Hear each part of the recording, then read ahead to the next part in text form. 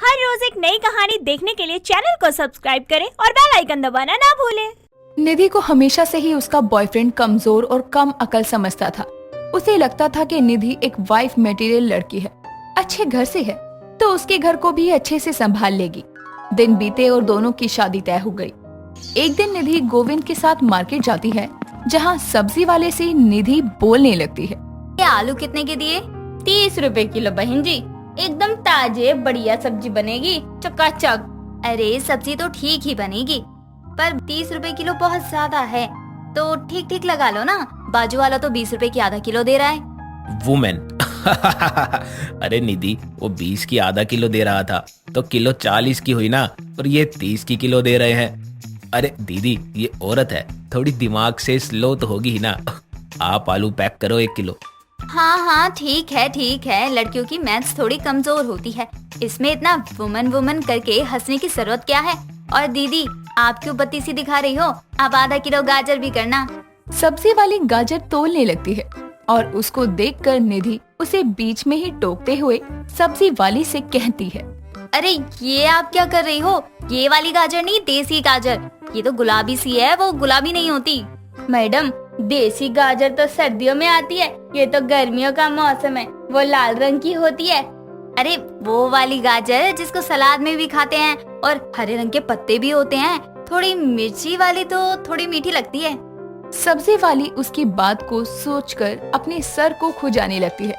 उसे निधि की बात समझ नहीं आती और गोविंद उसे कहता है, अरे ये मूली बोलना चाह रही है, आप आधा किलो तोल दो। वुमेन ये सब होते देखकर अब सब्जी वाली भी चिढ़ जाती है और खिसियाकर गोविंद से कहती है, अरे काय इतना चपड़ चपड़ बोला तो बाबू, वुमन वुमन गाए जा रहे हो। अब ई का हम तो को मर्द नजर आते हैं। हमरे पैसे देकर सब्जी उठाकर यहाँ से रफू चक्कर हो जाओ, वरना ऐसा भरता बनाएंगे कि होश उड़ जाएंगे। सब्जी वाले की बातें और धमकी सुनकर गोविंद और निधि वहाँ से निकल जाते हैं। जिसके बाद गोविंद वहाँ से निकलकर अपनी दूसरी गर्लफ्रेंड सौम्या से मिलने के लिए जाता है और उसके साथ बहुत सारा क्वालिटी टाइम स्पेंड करता है। जिसके बाद वो अपने दोस्त रोहन के साथ क्लब में घूमने के लिए जाता है और रोहन ये सब होते देखकर उससे सवाल करता है, यार तेरा सही है, कभी निधि को शक नहीं होता क्या तेरे पे कि तू एक और चिड़िया को फंसा कर बैठा है? तू यही तो नहीं जानता कि लड़कियां बड़ी सीधी होती है, बस इनको अपनी बातों में फंसाना आना चाहिए। तू बोले तो मैं निधि के सामने सौम्या को गले लगाकर दिखा सकता हूँ और निधि को शक भी नहीं होगा। मजाक कर रहा है ना तू? बोलना, मजाक था ना ये?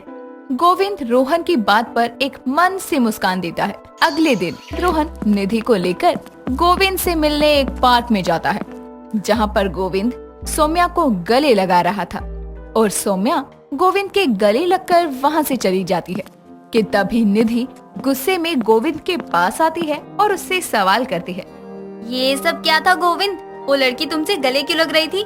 तुम दोनों का आखिर चल क्या रहा है? बेबी, शादी होने वाली है हमारी और तुम अपने होने वाले पति पर शक कर रही हो? छी, मुझे तुमसे ये उम्मीद नहीं थी। अरे बहन है वो, मेरी मुंह बोली। ब्रेकअप हुआ था उसका, तो बस उसको दिलासा दे रहा था। जाओ, मुझे तुमसे बात नहीं करनी। अरे बेबी सॉरी ना, आप तो नाराज हो गए।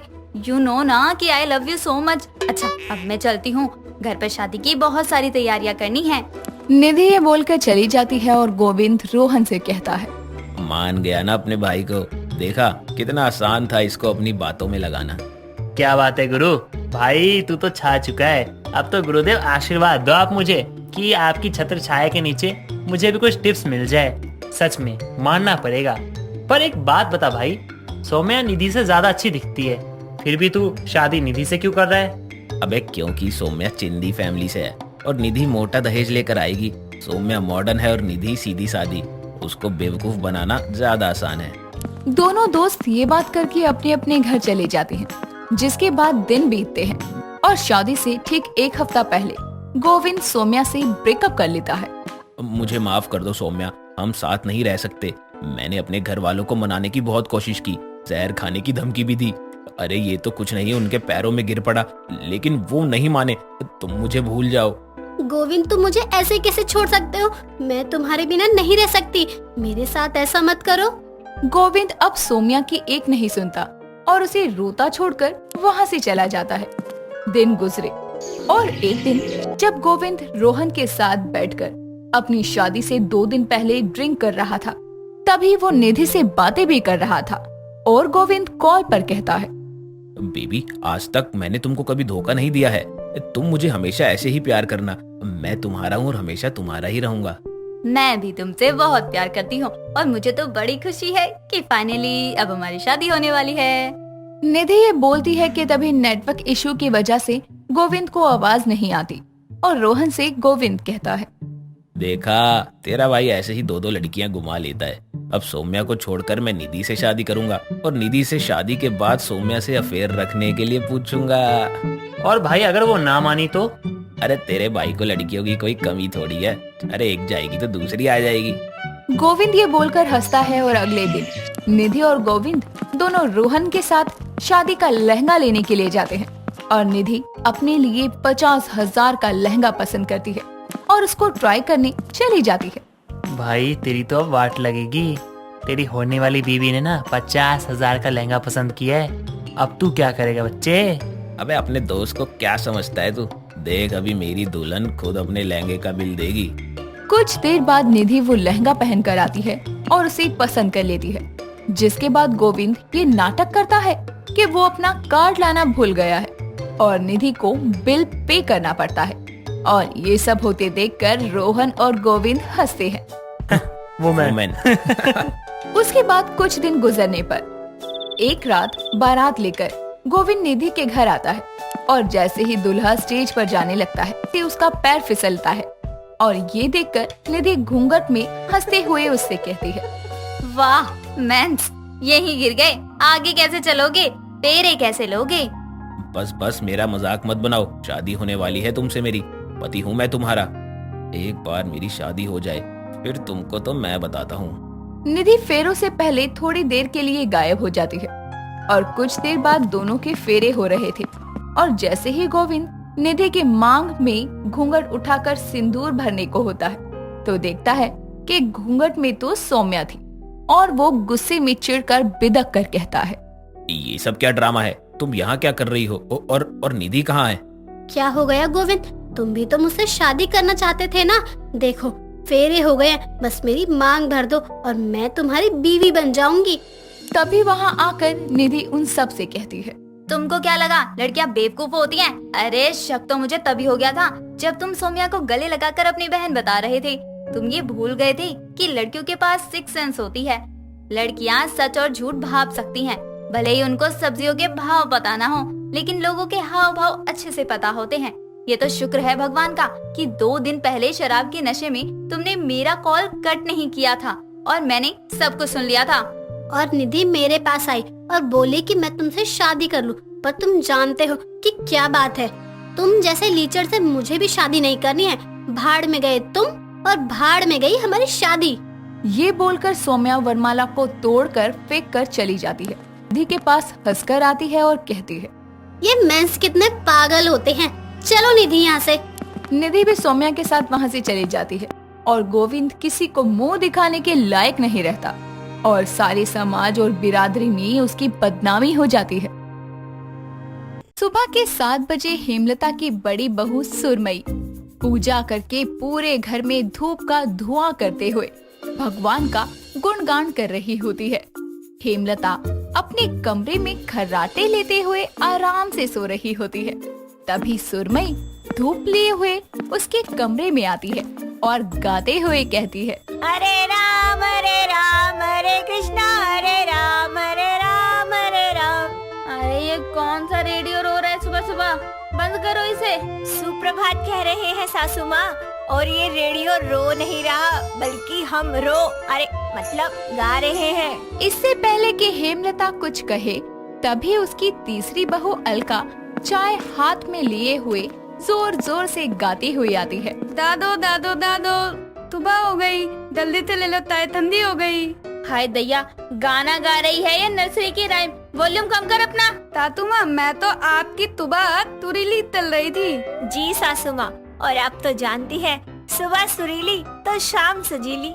अरे सुबह शाम मेरे तो चारों पहर में बेसुरे बोल गूंजते रहते हैं। कितनी बार कहा है मैंने, सुबह सुबह घर में रोने मत बैठा करो। सुबह मुझे शांति और सन्नाटा पसंद है। अभी निकलो यहाँ से। दोनों बिना कुछ कहे वहाँ से चली जाती है। कुछ देर बाद जब हेमलता नहा धोकर खाना खाने पहुँचती है, तभी उसकी पांचों बहुएं टेबल पर खाना लगा रही होती है और उसके आते ही पांचों उसे घूरने लगती है। तभी हेमलता उनसे कहती है, क्या हो गया? ऐसे खड़ी मुझे घूर क्यों रही हो? हेमलता के कहने पर भी पांचों में से कोई उसका जवाब नहीं देता।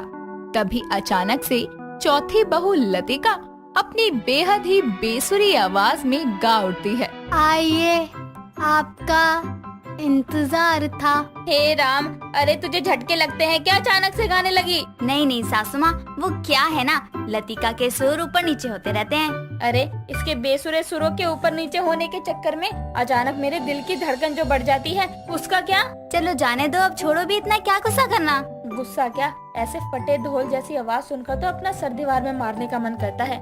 हो गया बहू, तो अब खाना भी परोस दे। दिल ने दस्तरखान बिछाया, दावते इश्क है। अरे मुई, सुर में तो दम है नहीं, कम से कम बोल तो सही गाया कर। हाँ सलीना, वो दावत इश्क होता है। अभी सुर तार बोल सबका भाजी पाला कर दिया हो तो मैं खाना खा लूं?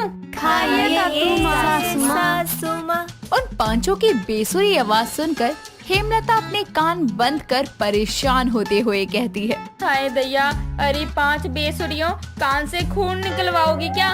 इससे अच्छा तो कौए की काए काए होती है। जब आवाज अच्छी नहीं है तो गाना क्यों गाती हो? गाने की भी धज्जियां उड़ाती रहती हो। सासू माँ, भगवान ने आवाज अच्छी नहीं दी तो क्या अब हम अपना गाने का शौक छोड़ दें? शौक भी तो तुम पांचों ने औकात से बाहर और एक जैसे पाल रखे हैं। तेरा गाना रोना एक समान है। ये तोतली अलका तोतली है पर गाना हुरूर है। ये धवनी बहुत गाना गाती है कि रैप समझ ही नहीं आता। ये लतिका, इसके सुर तो इतने ऊपर नीचे होते हैं इंसान के सर में दर्द हो जाए। और ये पांचवी खाली गाने के उल्टे सीधे बोल बोल कर गाने का मतलब ही बदल देती है। और जब पांचों एक साथ अपनी बेसुरी आवाज में किकियाती हो तो लगता है गाना नहीं दुखड़ा सुना रही हो। सासू माँ, आप हमें गाते हुए इतना नोटिस करती हैं, इससे तो पता चलता है कि बाहर से आप चाहे हमें बेसुरी कह ले, लेकिन हम पांचों आपको गाते हुए ही अच्छे लगते हैं, है ना? हाँ, इतने अच्छे लगते हैं कि मन करता है कि काश मैं बहरी होती तो कम से कम तुम पांचों बेसुरी बहुओं की आवाज तो नहीं सुननी पड़ती। हटो परे, सुबह सुरीली की जगह सड़ीली कर दी है। इतना कहकर हेमलता वहाँ से चली जाती है।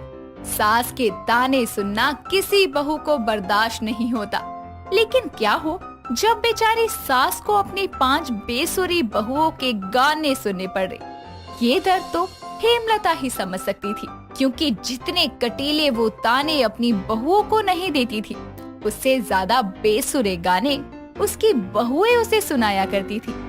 जैसे तैसे दिन बीत रहे थे, तभी एक रोज उसकी बहू सुरमई झाड़ू लगाते हुए गा रही होती है, धीमे धीमे लगाओ झाड़ू, धीमे धीमे धीमे धीमे। क्या बात है दीदी, आप तो टोनी तक का गाना गा लियो। मैं भी गाती हूँ। दो वाले बीट पे लानी आटे मीट के, तंदी तंदी बियल पिलेंगे दोनों आटे मीट के। तुम दोनों फिर महफिल जमा कर बैठ गई।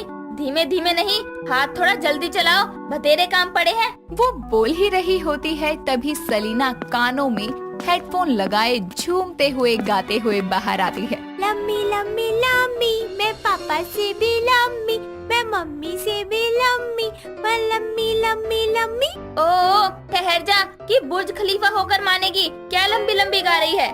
सासू माँ, वो गाना नहीं है वांटेड मूवी का, सलमान खान का, लम्बी लम्बी, वही गा रही थी। ओहो सलीना, उसके बोल में लंबी लंबी नहीं, love me baby love me होता है।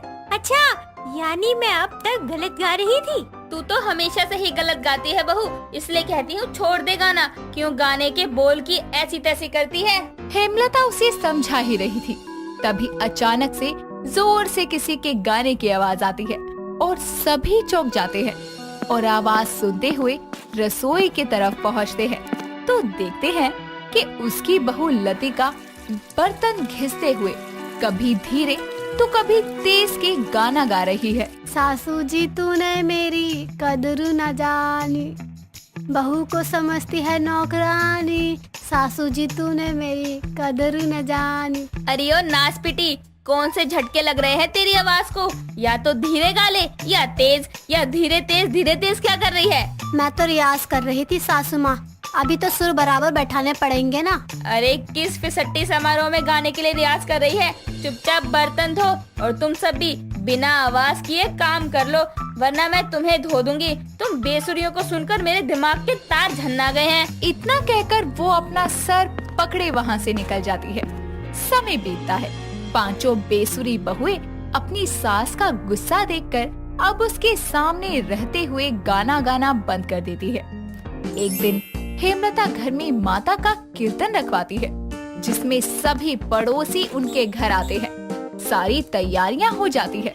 माता का दरबार सजा होता है। तभी हेमलता के फोन पर खबर आती है कि कीर्तन में जिसे भजन गाने थे वो अचानक बीमार पड़ गया है।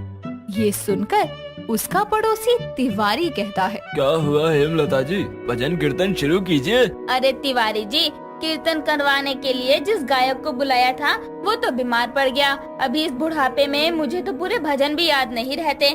सासू माँ आप निराश क्यों हो रही है? हम बच्चों है ना, हमें सारे भजन अच्छे से आते हैं। ये लीजिए बहन जी, आपकी तो बहुओं ने तो आपकी परेशानी दूर कर दी। परेशानी तो तब होगी जब ये पांचों बेसुरिया गाना गाना शुरू करेंगी। इन पांचों को रोकना होगा, वरना गजब हो जाएगा। वो पांचों को कुछ कहने जाती कि इससे पहले ही तब तक पांचों ढोलक, मंजीरे, कुछ ना कुछ तो ताली चम्मच बजाकर भजन कीर्तन शुरू कर देती है। उन पांचों की बेसुरी आवाज सुनकर सभी पड़ोसी अपने कान बंद कर लेते हैं। तभी एक एक करके सभी पड़ोसी चुपके से दरवाजे से निकलने लगते हैं और तिवारी कहता है, अच्छा बहन जी चलता हूँ, प्रसाद बाद में लेने आ जाऊंगा। वो क्या है ना, माता रानी ने 2 ही कान दिए हैं, उनसे खून की धारा नहीं बहानी मुझे। जय माता दी। हाय दैया, कैसे फटे ढोल की तरह गाए जा रही हैं पांचों की पांचों। अरे इससे अच्छा तो भिखारी गा लेते हैं। माता रानी क्षमा करना। वैसे एक बात बताओ, इन पांचों बेसुरियों को आपको मेरे ही पल्ले बांधना था क्या? इतना कहकर वो अपना सर पकड़ लेती है और उसकी पांचों बहुएं अपनी ही धुन में कीर्तन में गाने गाती रहती हैं। दोस्तों अगर आपको ये कहानी पसंद आई तो इसे लाइक करें, शेयर करें और कमेंट करके बताएं कि कहानी में आपको सबसे अच्छा क्या लगा।